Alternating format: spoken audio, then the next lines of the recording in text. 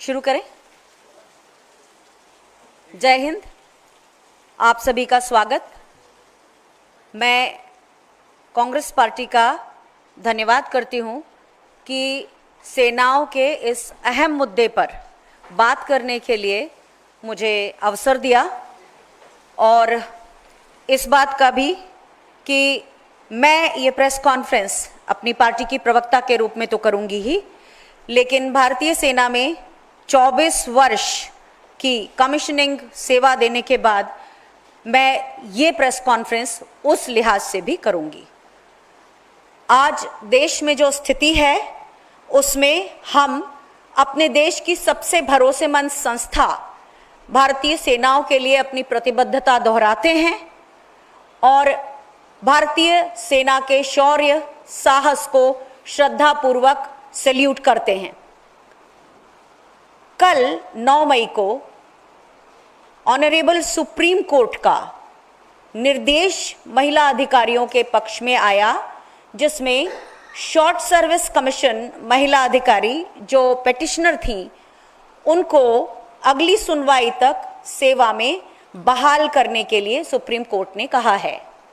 Justice Suryakant जी ने ये कहा कि महिला अधिकारियों का मनोबल इस समय में बढ़ा रहना चाहिए, और उन्होंने ये भी कहा कि महिला अधिकारी प्रतिभाशाली हैं। केंद्र सरकार की तरफ से ये कहा गया था कि हर वर्ष केवल 250 शॉर्ट सर्विस कमीशन अधिकारियों को ही परमानेंट कमीशन दिया जा सकता है, 600 के 700 के लगभग जो होते हैं उसमें से, और सेनाओं में अधिकारियों का युवा काडर होना बहुत ज़रूरी है। इस पर सुप्रीम कोर्ट ने ये कहा कि जो अनुभवी महिला अधिकारी हैं वे भी युवा सैनिकों का मार्गदर्शन और मानसिक संबल बनाने के लिए बहुत आवश्यक हैं।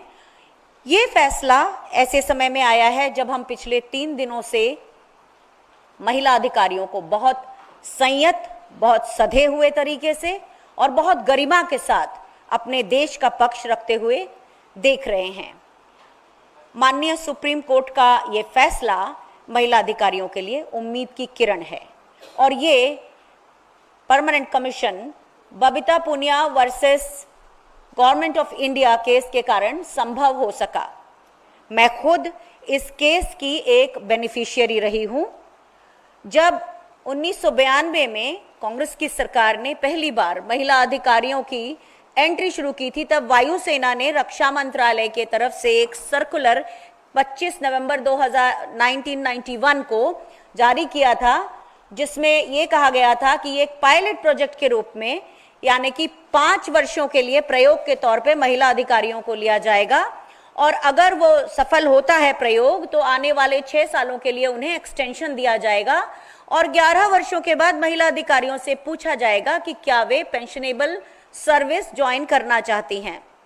1999 से 2004 के बीच में जब बाकी सरकारी नौकरियों में ओपीएस खत्म हुआ, उसी समय महिला अधिकारियों का ये जो पेंशन के लिए विकल्प देने की बात थी वो भी खत्म हुआ।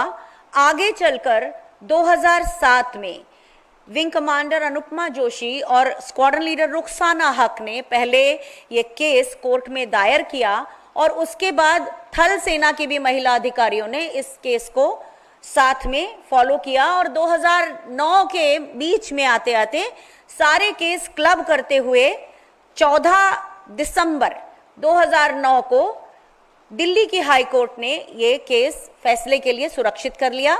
जब कोर्ट खुली तो 12 मार्च 2010 को कोर्ट का महिला अधिकारियों के पक्ष में निर्णय आया, लेकिन चूंकि भारतीय वायुसेना का केस एक मिनिस्ट्री ऑफ डिफेंस के सर्कुलर से फॉर्मली प्रोटेक्टेड था, इसलिए उनका केस ज्यादा मजबूत था। इस दौरान हम करीब 15 महिला अधिकारी 23 मार्च 2010 को राहुल गांधी जी से अपनी वकील सुश्री रेखा पल्ली जी के साथ मिले, और उन्होंने हमें आश्वासन दिया कि केस के मेरिट पर वो हमारा केस जरूर रक्षा मंत्रालय के सामने रखेंगे। चूंकि भारतीय वायुसेना की महिला अधिकारियों के केस के ऊपर एक पॉलिसी लेटर इशू हुआ था, तो मेरे जैसी 23 महिला अधिकारियों को तभी परमानेंट कमीशन मिल गया था, लेकिन सेना में इस तरह का कोई पॉलिसी लेटर नहीं निकला था, तो Babita Punia versus government of India case की बाकी महिला अधिकारियों को सुप्रीम कोर्ट में अपनी लड़ाई आगे के 10 सालों तक लड़ना पड़ी। नौसेना की महिला अधिकारियों ने काफी बाद में जाकर कोर्ट में अपनी परमानेंट कमीशन की लड़ाई लड़ी। तो सेना की महिला अधिकारियों में, जिनमें हमारी कर्नल सोफिया कुरैशी भी शामिल हैं, इनको 2020 के निर्णय से पेंशनेबल सर्विस मिली और नौसेना के अधिकारियों को उसके अगले साल। लेकिन ये उन्हीं सबको मिला जो अपना केस कोर्ट में लड़ने गईं। कल जो सुप्रीम कोर्ट का निर्णय आया है बहुत राहत देता है, जिसमें आज जो हमारे देश का माहौल है उसमें महिला अधिकारियों को भी उनका मनोबल बढ़ता है। और ये भी हुआ है कि 2006 के बाद कुछ अच्छी बातें हुई, लगातार पॉलिसीज बदली। 2.5 साल पहले महिला अधिकारियों को एनडीए के रूट से भी एंट्री मिली है, यानी कि हम सोच सकते हैं कि आज से लगभग 30 सालों के बाद हम एक या एक से अधिक सेनाओं में महिला सेना अध्यक्ष देखेंगे।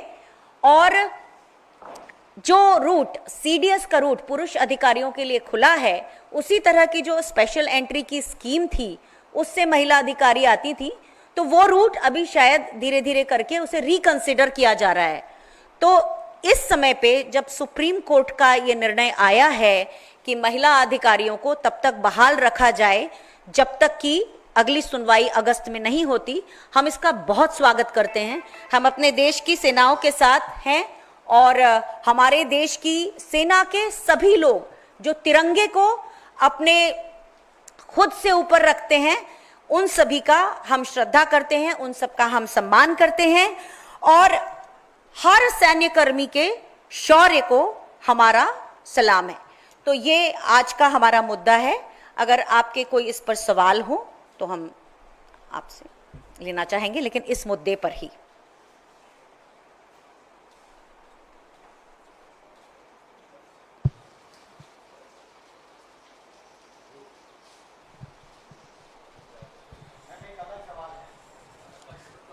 इस मुद्दे से जुड़ा सवाल है तो जरूर।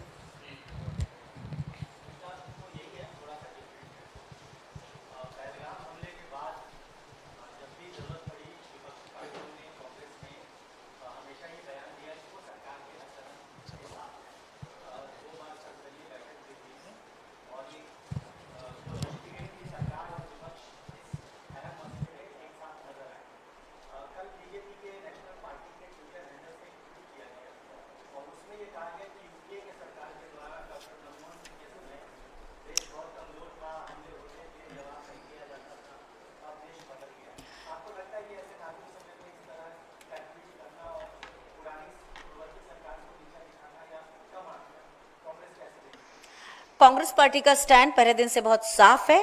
हम पूरे देश के साथ हैं, आप अपनी सेना के साथ हैं और इस समय इस तरह के कोई सवाल, मैं उम्मीद करती हूं कि बहुत मैच्योरिटी के साथ हम इन सब सवालों का कोई जवाब ना दें। हम पूरे देश के साथ खड़े हैं, ये स्टैंड हमारा ऑफिशियल स्टैंड है और हम उसी के साथ रहना चाहते हैं। कोई सवाल इस मुद्दे पर हो तो मुझसे जरूर पूछें। शुक्रिया।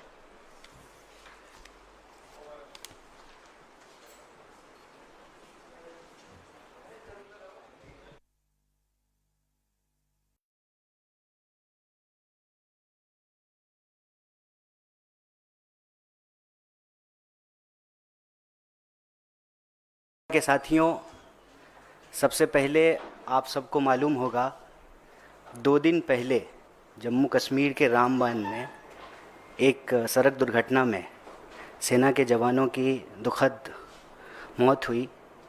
उसमें हमारे बेगूसराय के गृह जिले के एक जवान की भी शहादत हुई है। सबसे पहले तो हम इस मंच से उन जवानों को श्रद्धांजलि व्यक्त करते हैं और दूसरा, आप सबका स्वागत करते हुए आज एक गंभीर विषय पर प्रेस वार्ता के लिए आपके बीच उपस्थित हैं।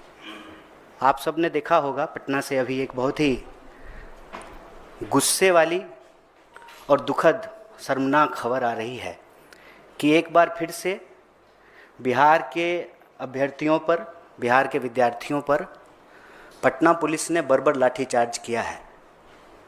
और ये पहली घटना नहीं है। आप अगर पिछले कुछ महीनों में लगातार जो खबरें सुर्खियों में रही हैं उसको देखेंगे तो बार बार बिहार के विद्यार्थियों के ऊपर लाठीचार्ज किया जाता है। और लाठीचार्ज की नौबत क्यों आती है? लाठीचार्ज की नौबत इसलिए आती है कि सरकार एक अहंकार में है। यह जो डबल इंजन की फर्जी सरकार है, कायदे से वहाँ पर नौकरियों का अंबार होना चाहिए, लेकिन वहाँ पर लाठियों की बौछार हो रही है। आप जब बिहार के बेरोजगारी दर को देखेंगे तो देश के बेरोजगारी दर से बिहार का बेरोजगारी दर ज़्यादा है, और उसमें बिहार के अंदर जो ग्रामीण बेरोजगारी है वो बहुत चिंताजनक है।